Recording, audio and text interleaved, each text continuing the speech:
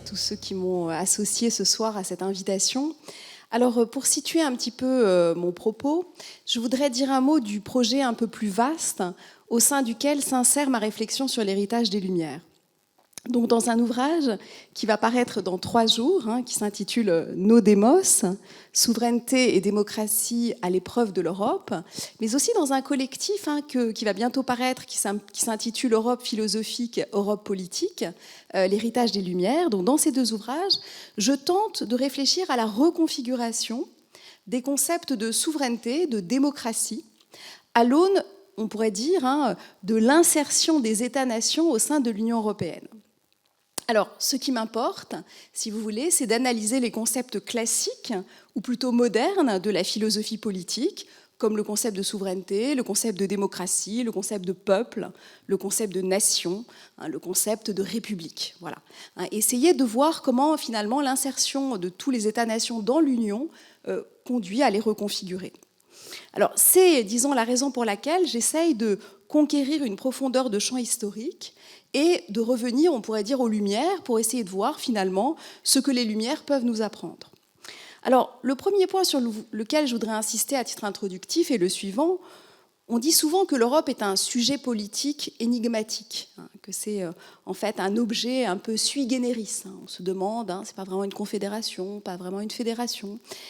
Mais je voudrais insister aussi sur le fait que l'Europe est un sujet de l'histoire, c'est-à-dire aussi une ère économique, une ère culturelle, ce que l'on a nommé aussi parfois, au XVIIIe siècle, une civilisation.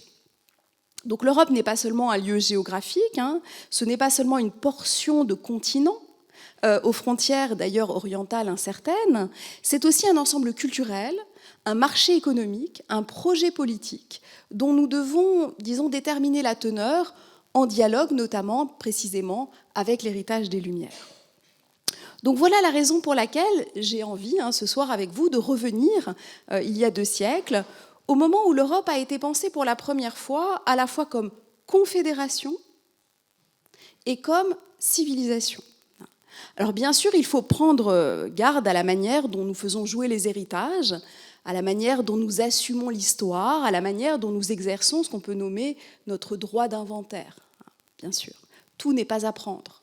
Mais nous qui nous consacrons aux Lumières, nous sommes toujours en quelque sorte sous le coup de polémiques très vives et qui sont assez intéressantes. On pourrait dire qu'il y a d'un côté la critique post-coloniale des Lumières qui dénonce l'universalisme, qui voit dans l'universalisme des Lumières un pur projet de domination au service de la colonisation, voire de la réduction en esclavage des peuples non européens.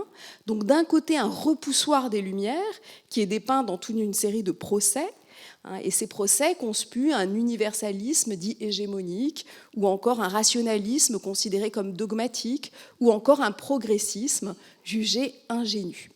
Donc ça, c'est d'un côté le repoussoir, et de l'autre, l'autre côté de la polémique, eh bien, il y a, disons, la foi du charbonnier, la foi inaltérable dans le progrès qui aurait été porté par les Lumières, et finalement l'idée d'un modèle qui nous aurait été légué, d'un progrès vers la paix, vers la tolérance, vers la liberté.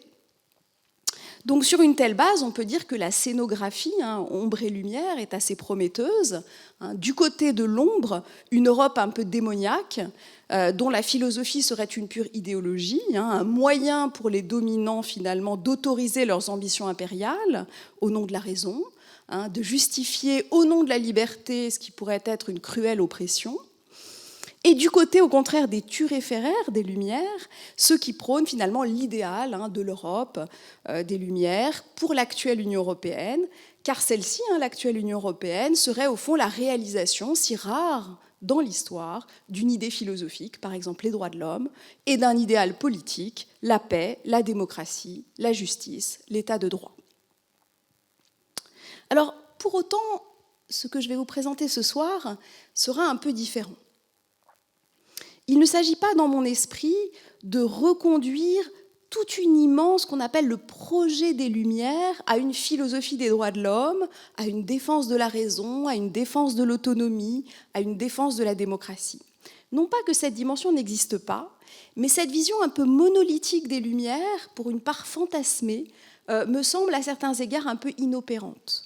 Et donc, ce qui m'intéresse davantage, et ce dont je partirai ce soir, c'est plutôt d'une analyse des controverses, une analyse des controverses qui assume, on pourrait dire, une part complexe, une part critique de l'héritage des Lumières. Car nous le savons tous, la référence historique peut aisément tourner au piège. Et ce piège, finalement, c'est celui qui considère les Lumières comme une forme de supplément d'âme qui serait destiné à remédier au désamour que nous avons, par exemple, souvent aujourd'hui pour l'Europe. Donc, face au moment géopolitique qui est le nôtre, il faut bien l'admettre, celui où l'Europe ne donne plus le ton à l'histoire, eh bien, face à ce moment, mon intention n'est pas de restaurer un idéal glorieux qui serait en quelque sorte prémuni des atteintes du nationalisme belliqueux ou de l'impérialisme civilisateur. Il me semble qu'il faut plutôt nous intéresser à ce que j'appellerais les analyses ambivalentes de la modernité que la philosophie des Lumières nous a léguées. Et ce sont ces analyses ambivalentes de la modernité qui vont retenir mon attention ce soir. Alors, un dernier préambule avant d'entrer plus directement en matière. On peut dire qu'au sein de l'héritage des Lumières, ce qui prédomine aujourd'hui, c'est ce qu'on appelle la voie kantienne, c'est-à-dire la voie qui a été en quelque sorte instituée dans la postérité du philosophe Emmanuel Kant, donc un philosophe allemand qui a eu une postérité tout à fait impressionnante. Et notamment, lorsque l'on s'intéresse aux philosophies de l'Union européenne, on s'aperçoit que Kant est vraiment la boussole de la plupart des philosophes, qui s'intéressent notamment à son idée d'une fédération d'États libres qui pourrait, en quelque sorte, s'étendre universellement. Or, ce qui me semble, c'est que du fait de son pouvoir d'attraction, cet idéal kantien a aussi eu un effet d'occultation. Et ce qui a été au fond occulté, ce sont d'autres philosophies du XVIIIe siècle qui peuvent elles aussi nous apprendre beaucoup aujourd'hui, qui peuvent elles aussi jouer un rôle déterminant en quelque sorte, et notamment celle de Montesquieu et de Rousseau, dont je vais dire un mot ce soir.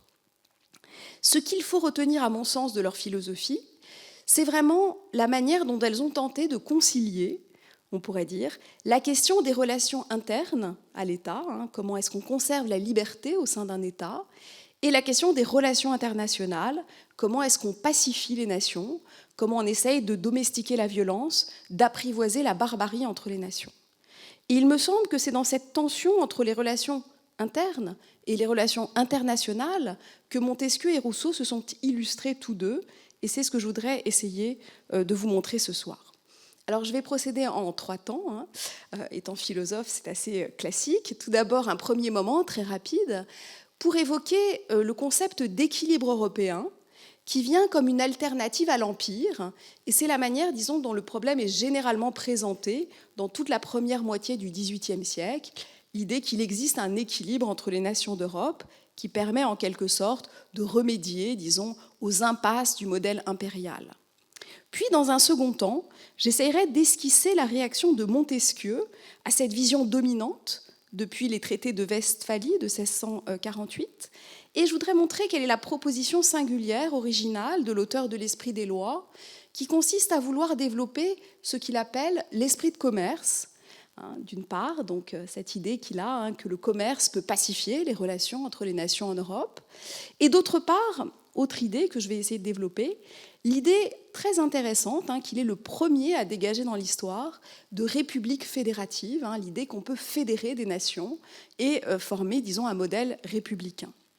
Enfin, dans le troisième temps, je montrerai que Montesquieu, lui, n'envisage jamais l'idée d'une Europe confédérale et que, curieusement, c'est à Rousseau, qui est pourtant le grand penseur de la souveraineté du peuple, souvent invoqué, en France du moins, vous me direz si c'est le cas en Suisse également, mais en France du moins, souvent invoqué par les souverainistes, voire parfois par les nationalistes. Rousseau, donc, le grand penseur de la nation et de la souveraineté du peuple, est aussi un penseur de la Confédération européenne, même s'il place, comme nous le verrons, un certain nombre de limites, un certain nombre de réserves, de conditions concernant l'application possible de ce modèle confédéral au continent européen.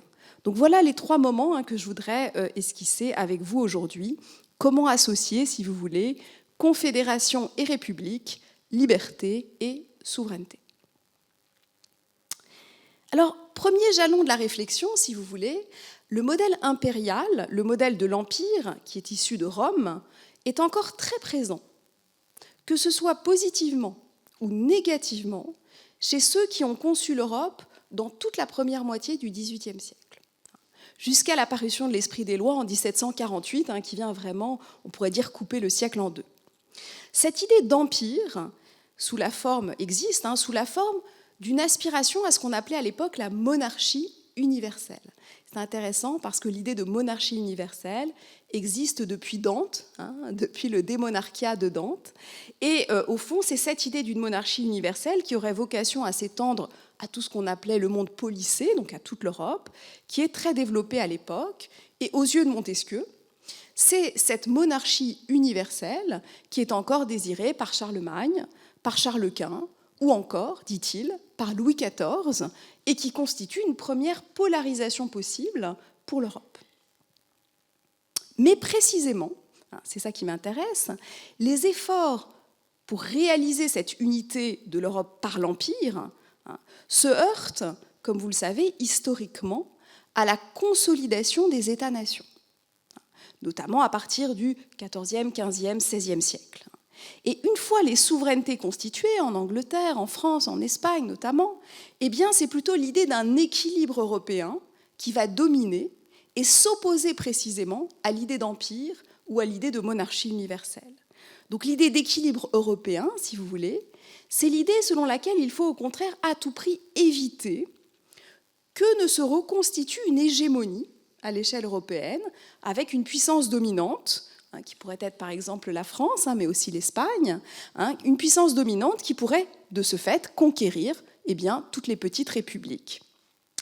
Donc voilà le premier point sur lequel je souhaiterais insister. On peut dire que c'est dans la réflexion sur l'équilibre des puissances que s'élabore l'une des premières représentations cohérentes de l'Europe.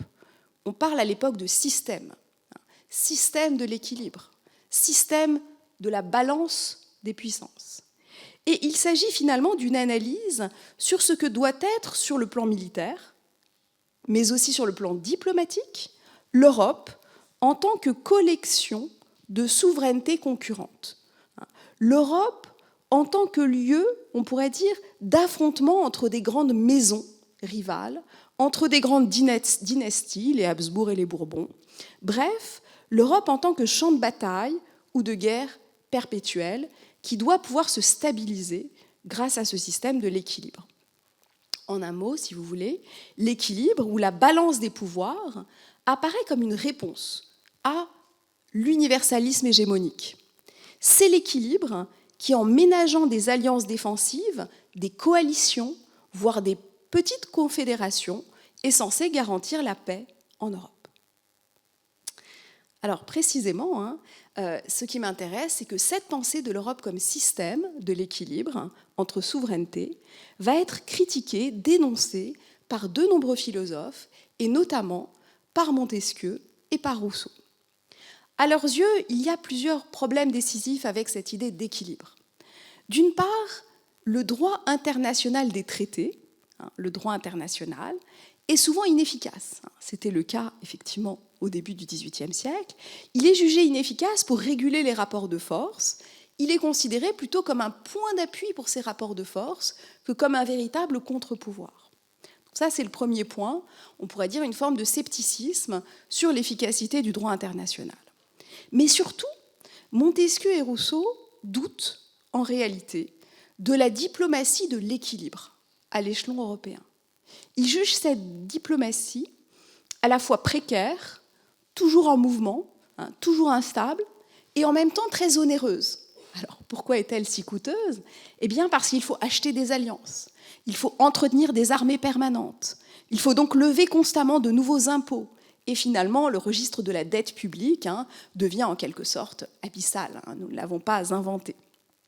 Il y a donc, selon Montesquieu, et la formule est de lui, dans ce qu'il appelle les réflexions sur la monarchie universelle. C'est intéressant ce texte, c'est un petit texte que Montesquieu aurait dû publier en appendice à l'une de ses œuvres majeures qui s'appelle « Les considérations sur les causes de la grandeur des Romains et de leur décadence ». Le livre est paru en 1734. Mais Montesquieu a décidé au dernier moment de retirer cet appendice Pourquoi ? Eh bien, parce que précisément, il considérait que c'était trop dangereux et que ça ne passerait sans doute pas le cap de la censure. Et la raison pour laquelle il a effectivement retiré par prudence et brûlé la quasi-totalité des exemplaires de ses réflexions sur la monarchie universelle, c'est le fait que la critique très virulente de la politique de Louis XIV et de la politique qui était encore la politique dominante de la France à l'époque. Donc, à ses yeux, l'équilibre, c'est au fond une mauvaise réponse à l'Empire. C'est ce qu'il appelle un effort de tous contre tous qui ne nous permet pas réellement de sortir de l'état de guerre entre les nations. Donc voilà, si vous voulez, ce qu'on pourrait appeler la fin d'un mythe. La fin du mythe de l'Empire, la fin du mythe de l'équilibre. Et donc la question qu'on se pose, c'est une autre solution est-elle dès lors concevable ? Une autre façon de concevoir l'Europe est-elle envisageable ? Et c'est précisément ce que Montesquieu et Rousseau vont développer chacun à leur façon. Alors, tout d'abord, je voudrais insister sur le concept qui va s'avérer central dans mon exposé de ce soir, qui est le concept de confédération, ou, comme on le verra chez Montesquieu, de république fédérative. Vous le savez sans doute, dans la Confédération helvétique, je ne vous apprends rien, le terme de confédération est utilisé depuis le XIVe siècle. Il est notamment employé pour décrire les systèmes d'alliances qui se sont formés entre les cantons sur le territoire de la Suisse actuelle. Le terme de confédération deviendra beaucoup plus répandu au XVIIIe siècle.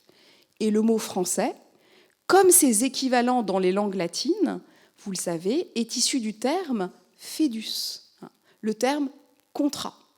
C'est l'idée d'une convention qui est passée entre des entités qui acceptent de s'associer pour leur défense et leur sécurité commune.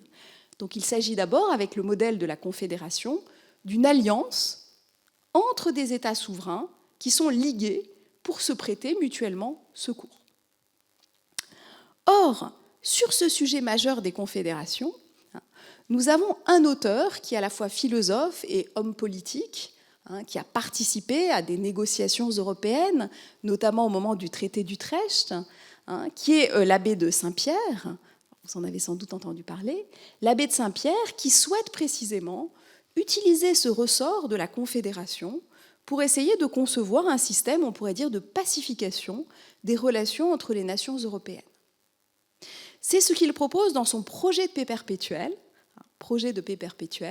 qui va connaître de multiples versions, mais dont la première date de 1712-1713, qui sera ensuite enrichie, amendée, rééditée, et qui va être diffusée grâce à l'abbé de Saint-Pierre dans pratiquement toutes les cours d'Europe. Donc ça va être vraiment un projet qui va se faire connaître. Alors quel était le projet de Saint-Pierre, si on le résume en 2 mots, le livre que vous pouvez acheter, disons, dans la collection Corpus chez Fayard fait aujourd'hui plus de 700 pages, donc je vais vous le résumer en une phrase, c'est un peu un défi. Donc, le projet de paix perpétuelle de l'abbé de Saint-Pierre consiste d'abord à vouloir créer un arbitrage permanent dans une ville européenne, en l'occurrence Utrecht, au sein de laquelle siégeraient ce que Saint-Pierre appelait des plénipotentiaires, c'est-à-dire des sortes de représentants permanents des grandes puissances et des petites républiques d'Europe. L'idée était, si vous voulez, que ce tribunal permanent puisse en quelque sorte arbitrer tous les litiges territoriaux, tous les problèmes, on pourrait dire, de conflits entre les nations sur les frontières, les annexions, les questions de litiges territoriaux, grâce finalement à un tribunal qui arbitrerait les différends pour ne pas en venir à la guerre. Donc comment éviter la violence ? Eh bien, en soumettant en quelque sorte à ce tribunal de la Confédération tous les litiges résiduels.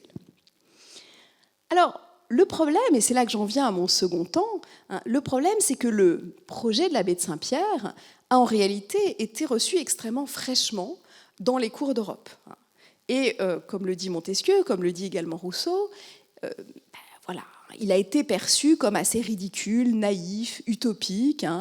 Le nom qui a circulé, Voltaire notamment, c'est le nom de Saint-Pierre d'Utopie. C'est un projet qui est dit chimérique.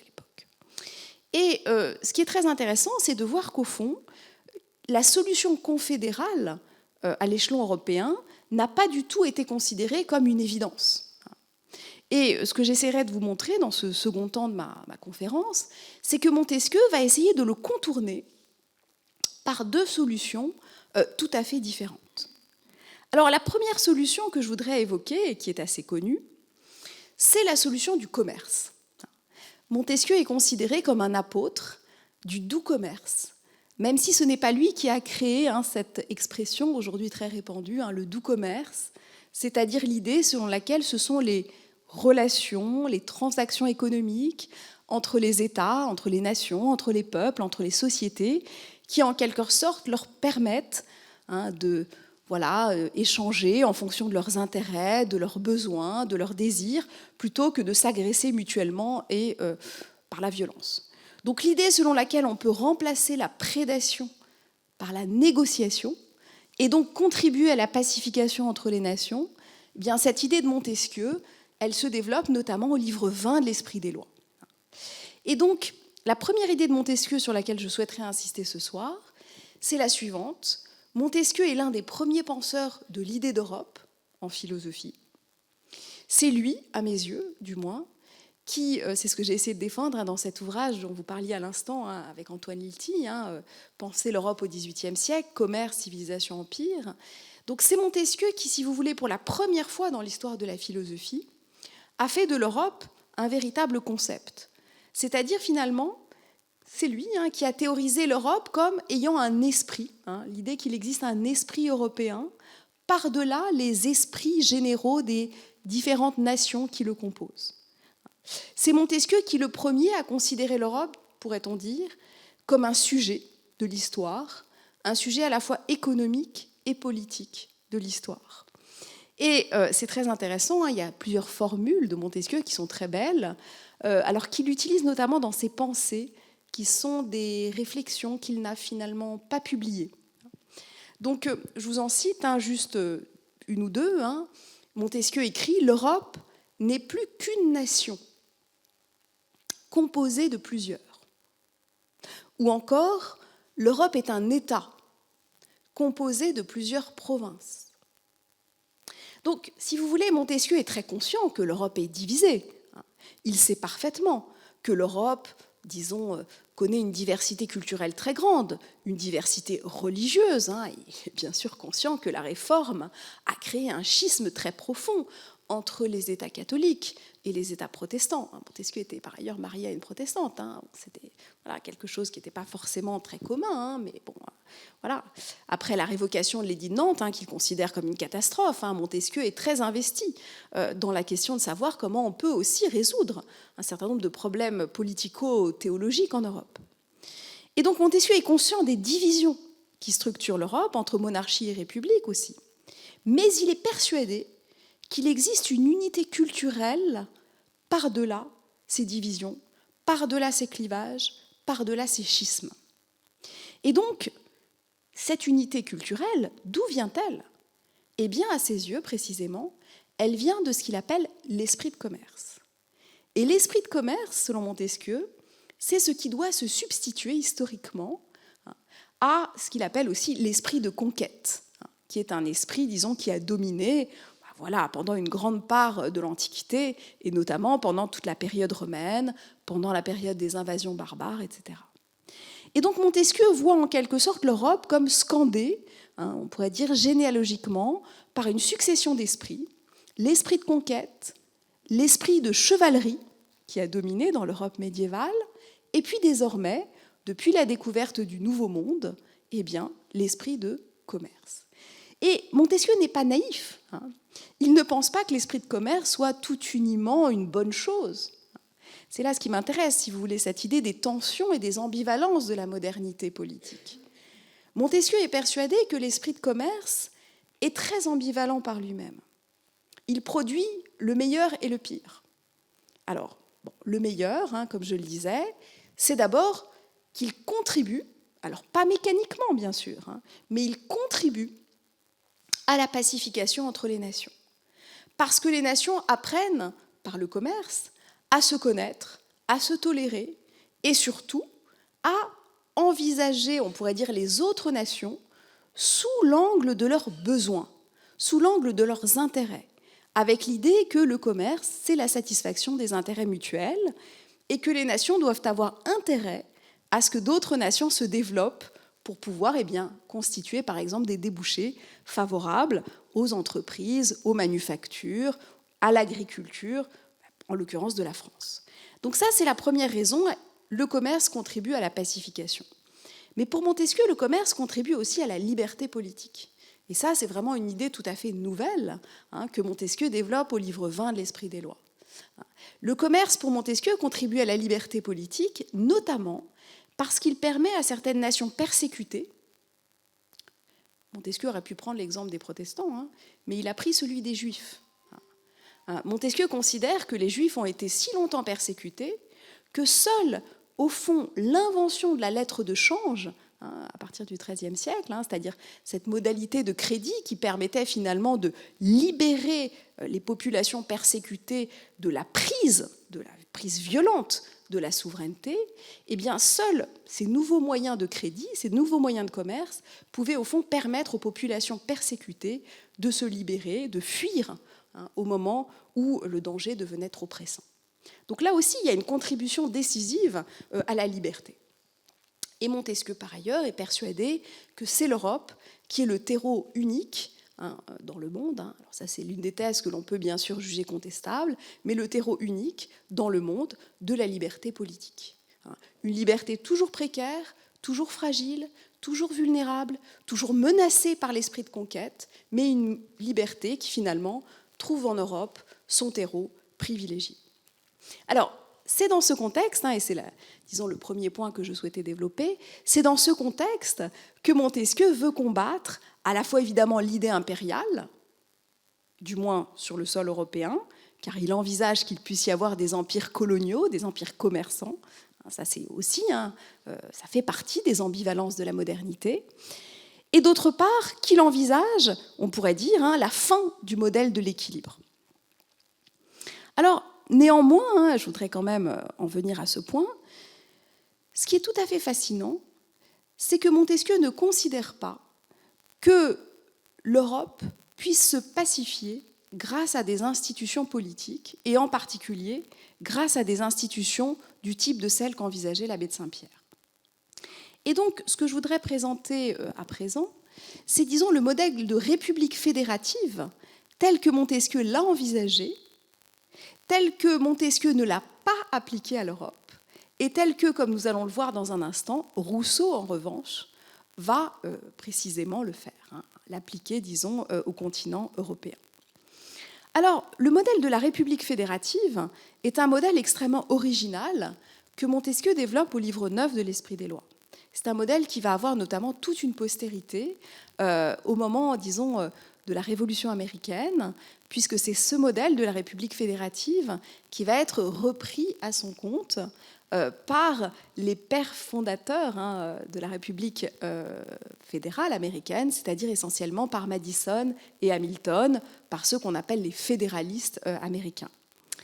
Et donc, le modèle de la République fédérative, pour Montesquieu, répond à ce qu'on pourrait appeler un dilemme tragique dans l'histoire. Alors, ce dilemme tragique est le suivant, il concerne toutes les républiques. Montesquieu le présente de la manière suivante, je le cite, « Si une république est petite, elle est détruite par une force étrangère. Si elle est grande, elle se détruit par un vice intérieur. » Donc, pour Montesquieu, la forme républicaine est nécessairement instable dans l'histoire. C'est une forme qui est éminemment vulnérable. Pourquoi ? Parce qu'une république ne pouvant en quelque sorte subsister que dans un petit État, elle est toujours menacée d'annexion, elle est toujours menacée d'invasion et donc de destruction. Ça, c'est le lot des républiques dans les relations internationales. Les grandes monarchies les menacent en permanence. Mais d'un autre côté, si la République s'étend, si elle s'agrandit pour essayer de se défendre, elle risque toujours de se dissoudre de l'intérieur. Et ce sont cette fois des facteurs endogènes qui la menacent. Montesquieu est persuadé qu'une démocratie, par exemple, ne peut se conserver que grâce à un ethos civique, un ethos patriotique, une forme d'amour de la patrie, d'amour des lois, d'amour de l'égalité, d'amour de la frugalité. Et cet amour de la République ne peut pas se conserver, selon lui, dans un État trop vaste, où il y a trop d'occasions de s'enrichir, où le bien public n'est pas véritablement connu, perçu, aimé par tous les citoyens. Donc vous voyez, c'est ce dilemme tragique de la République que Montesquieu veut affronter en utilisant son concept de République fédérative. Alors qu'est-ce qu'une République fédérative ? Eh bien précisément, c'est une association entre plusieurs républiques. C'est, dit Montesquieu, je le cite, une convention, donc un fédus, convention par laquelle plusieurs corps politiques consentent à devenir citoyens d'un État plus grand qu'ils veulent former. Donc plusieurs corps politiques consentent à devenir citoyens d'un État plus grand qu'ils veulent former. Donc ce qui est tout à fait extraordinaire, c'est que la solution du dilemme tragique des républiques pour Montesquieu passe par ce type de convention, par ce type de confédération, c'est-à-dire par la formation finalement d'une association destinée à la sécurité commune qui doit permettre aux républiques à la fois de jouir à l'intérieur des avantages du gouvernement républicain et en même temps d'être en mesure, à l'extérieur, de se défendre contre les agressions injustes des grandes monarchies. Alors, je voudrais très brièvement présenter les 5 thèses de Montesquieu concernant la République fédérative. 5 thèses qui, encore une fois, seront décisives pour les constituants américains lors de la Convention de Philadelphie en 1787. Ils reprendront presque textuellement, on pourrait dire, les acquis de Montesquieu dans l'esprit des lois.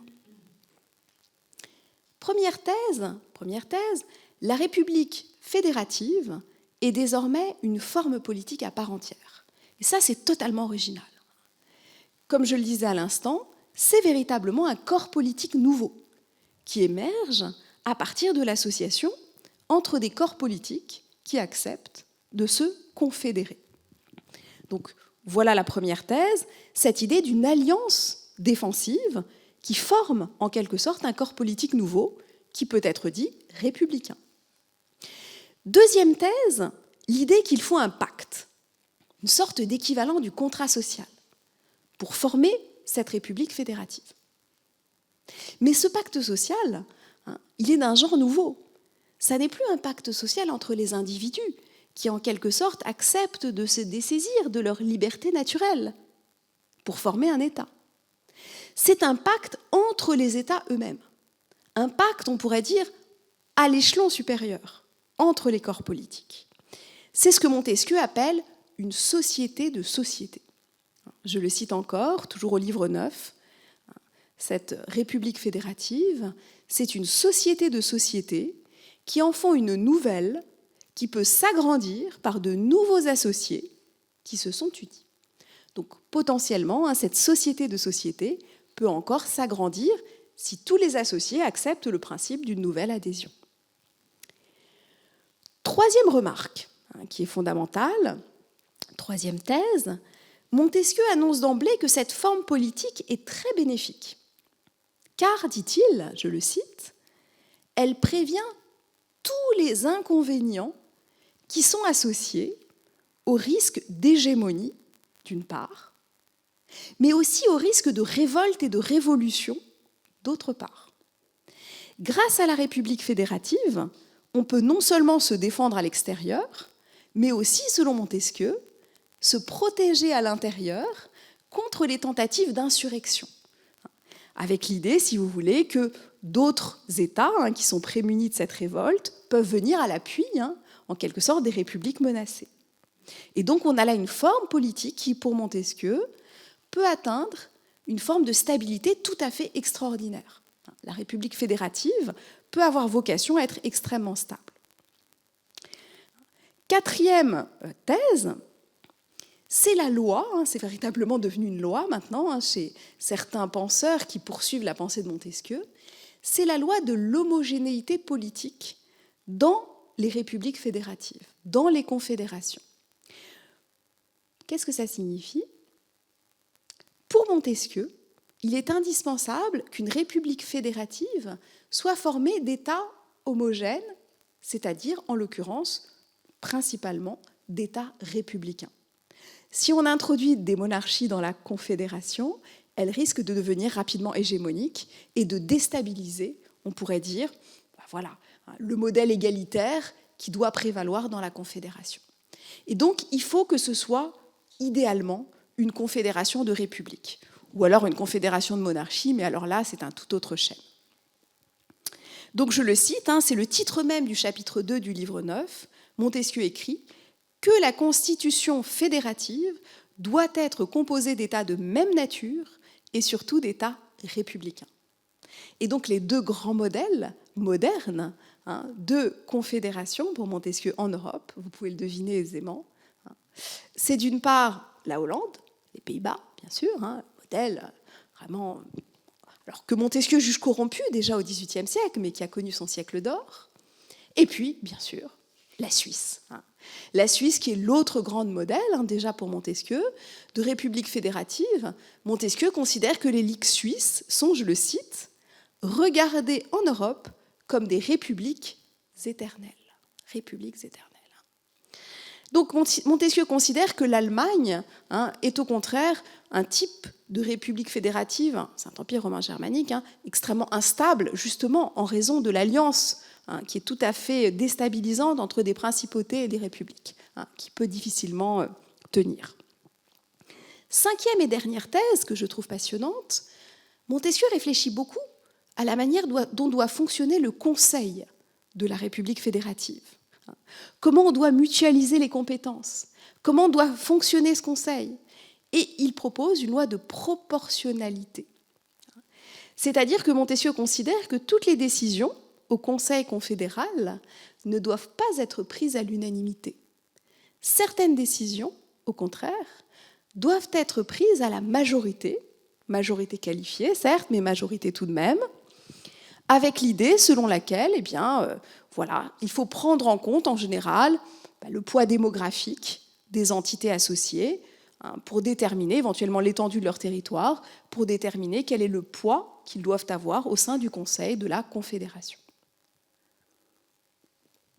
Alors pour conclure sur ce second point, je me propose donc ici, si vous voulez, d'utiliser en quelque sorte ce modèle magnifique, passionnant, beaucoup trop méconnu, de la République fédérative dans l'esprit des lois, pour essayer de concevoir finalement quel peut être son devenir possible, quelle peut être aujourd'hui, on pourrait dire, son utilité, pour essayer de penser, on pourrait dire, l'avenir de l'Europe, l'avenir notamment de l'Union européenne.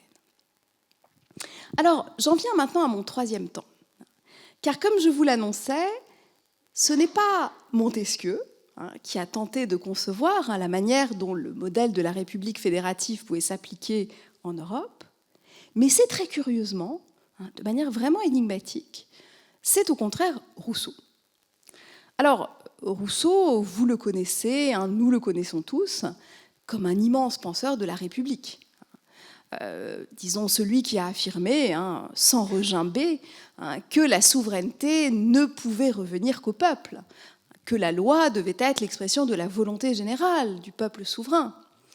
Comment Rousseau peut-il, en même temps, être véritablement un penseur, un théoricien de premier ordre de la Confédération à l'échelle européenne? Alors, il y a quand même un petit détour de l'histoire dont je dois dire un mot pour introduire ces textes.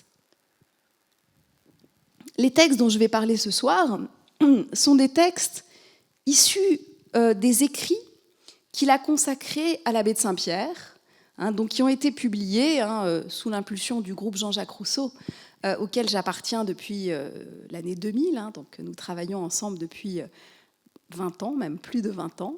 Nous essayons de republier des textes de Rousseau, et notamment, précisément, ces textes sur les relations internationales qui étaient édités en Pléiade, mais de manière partielle et lacunaire. Et donc, ce travail sur les manuscrits, mais aussi ce travail de commentaire, a été publié en 2008 aux éditions Vrin, sous le titre « Principe du droit de la guerre, écrit sur la paix perpétuelle ». Et donc j'ai coédité le commentaire avec Blaise Backhofen. L'édition a été coéditée par Bruno Bernardi et Gabriella Silvestrini. Et donc, à partir de ce travail, nous avons essayé de reconstituer ce qui est la théorie rousseauiste des relations internationales. Alors, bien sûr, c'est un immense chantier, beaucoup ont contribué, mais nous avons essayé, nous aussi, d'apporter notre pierre à l'édifice. Alors, ce qui est tout à fait fascinant, c'est vraiment, on pourrait dire, le statut auctorial de ce texte. C'est un statut tout à fait surprenant. Rousseau a rencontré l'abbé de Saint-Pierre dans le salon de Madame Dupin, et après la mort de l'abbé, on lui a donné sur commande un travail à faire de mise en ordre des manuscrits de l'abbé de Saint-Pierre, de résumé aussi de certaines de ses œuvres publiées. Et donc Rousseau est parti avec des cartons, littéralement, de manuscrits et d'imprimés. Il s'est retiré, il est parti à Montmorency, où il a médité les textes de l'abbé de Saint-Pierre, et comme il le raconte dans les Confessions, il a tenté, dit-il, je le cite, d'entrer dans ses vues, de les éclaircir, il les jugeait peut-être parfois un peu obscures, de les étendre et de ne rien épargner pour leur faire valoir tout leur prix. Autrement dit, Rousseau s'est ici mis au service d'une pensée qui n'était pas la sienne, celle de l'abbé de Saint-Pierre, qui était vraiment un écrivain majeur, connu comme, on pourrait dire, vraiment l'un des principaux philosophes politiques à l'époque. Alors, Rousseau veut faire ce travail d'hommage, d'héritage, mais il veut lui aussi exercer un droit d'inventaire. C'est quand même Rousseau. Il ne va pas simplement travailler à résumer la pensée de son prédécesseur. Il n'est en rien servile. Et donc, il va en quelque sorte, on pourrait dire, jouer sur les deux tableaux. D'un côté, extraire, comme il le dit, c'est un extrait. Donc, il va extraire la substantifique moelle des travaux de l'abbé de Saint-Pierre, et notamment du projet de paix perpétuelle. C'est l'un des deux seuls qu'il va réaliser, puisque l'autre sera consacré à la polysynodie. Donc il va extraire, mais en même temps, il va juger. Et donc nous avons un extrait et un jugement. Or, et c'est tout à fait fascinant, dans le processus éditorial, Rousseau a publié l'extrait, il l'a fait publier dès 1761, et ce texte, qui est d'abord publié dans un journal, Le Monde comme il va, ce texte va se diffuser dans toute l'Europe. Et il va même faire connaître l'abbé de Saint-Pierre quasiment à des grands philosophes comme Emmanuel Kant. Il va se répandre en Allemagne, dans tout le public francophone. Mais d'un autre côté, il va également publier un jugement. Et ce jugement, comme on va le voir, est critique, assez violemment critique de l'abbé de Saint-Pierre. Ce jugement, en revanche, ne va pas être publié du vivant de Rousseau. Il sera publié seulement de manière posthume, en 1782, dans une édition des œuvres complètes. Et donc, il y a eu un risque de malentendu, parce qu'on a effectivement attribué à Rousseau des idées qui n'étaient pas telles quelles forcément les siennes. Et donc, nous, les interprètes, les herméneutes de Rousseau, nous sommes confrontés à une difficulté théorique, herméneutique. Comment interpréter ces textes ? Rousseau, dit-il, se veut traducteur de l'abbé de Saint-Pierre. Mais, comme il le dit aussi lui-même, il n'est pas seulement traducteur. Il se veut aussi créateur. Je vous cite un passage des Confessions qui est tout à fait remarquable. « Il ne m'était pas défendu de penser quelquefois par moi-même. » Ça, c'est quand même Rousseau. Et je pouvais donner telle forme à mon ouvrage que bien d'importantes vérités y passeraient sous le manteau de l'abbé de Saint-Pierre. Encore plus heureusement que sous le mien. Donc vous voyez qu'on a ici l'idée selon laquelle Rousseau essaye de faire passer des idées presque de manière clandestine. Et donc, toute la difficulté pour nous, c'est de faire la part des choses. Qu'est-ce qui est de Rousseau réellement ? Qu'est-ce qui est vraiment, disons, ce qu'il a ajouté pour faire valoir les idées de l'abbé de Saint-Pierre ? Et donc, voilà, c'est cette difficulté herméneutique à laquelle je me suis notamment confrontée dans le commentaire que j'ai consacré aux écrits sur l'abbé de Saint-Pierre. Alors, assez rapidement, je voudrais simplement insister sur deux idées majeures que Rousseau, on pourrait dire, a ajoutées au texte de l'abbé de Saint-Pierre. La première, elle est décisive, concerne précisément l'Europe. Pour Rousseau, et c'est vraiment une idée qu'on ne trouvait pas du tout dans le projet de paix perpétuelle, ni dans la version abrégée que Rousseau a eue sous les yeux. L'Europe, pour Rousseau, est une entité culturelle à part entière. C'est ce que je vous disais pour commencer. Il y a dans l'histoire de l'Europe un certain nombre de facteurs culturels, historiques, politiques, religieux et même économiques qui font que l'Europe est une entité cohérente, une ère culturelle cohérente. Alors quels sont ces facteurs ? Tout d'abord, dit Rousseau, Rome. Rome et en particulier l'Empire romain. Rousseau mentionne l'édit de Caracalla de 212, qui attribuait la citoyenneté à tous les sujets de l'Empire. Grâce à ce premier pas, nous dit Rousseau, l'Empire romain fut en quelque sorte aligné sur un même droit, et c'est ce droit romain qui est, dit Rousseau, je le cite, responsable de l'union politique et civile entre tous les membres d'un même empire. Donc on a une première union politique et civile qui forme en quelque sorte le cœur, on pourrait dire, de l'ère culturelle européenne. Après la politique et le droit, vient la religion.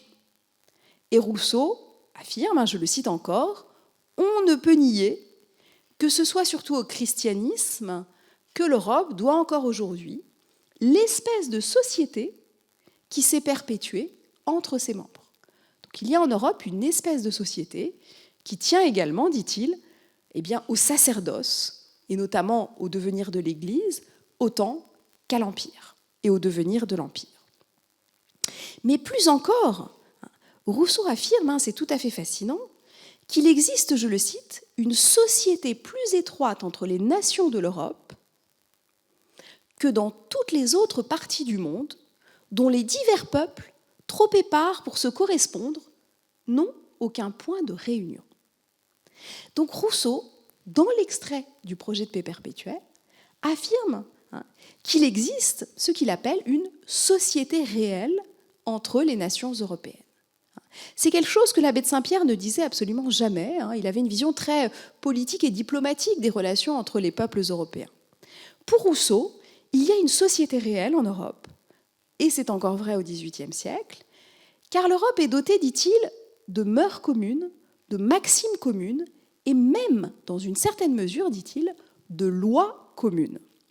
Et donc, je me permets, je ne résiste pas au plaisir, de vous lire ce petit texte où Rousseau l'affirme, c'est tout à fait extraordinaire, c'est très surprenant, je le cite, « Toutes ces causes réunies forment de l'Europe, non seulement comme l'Asie ou l'Afrique, une idéale collection de peuples qui n'ont de commun qu'un nom, mais une société réelle qui a sa religion, ses mœurs, ses coutumes et même ses lois, dont aucun des peuples qui la composent ne peut s'écarter sans causer aussitôt des troubles. »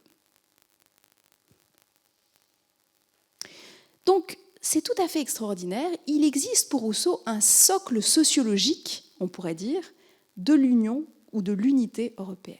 Mais, bien sûr, il y a un mais, cette unité sociologique, ce que Rousseau appelle une société réelle, ne suffit absolument pas à pacifier les nations.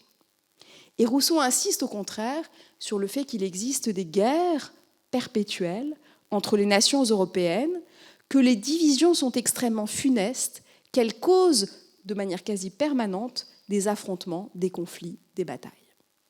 Donc quelle est la solution ? C'est précisément ici que Rousseau propose la solution de la confédération.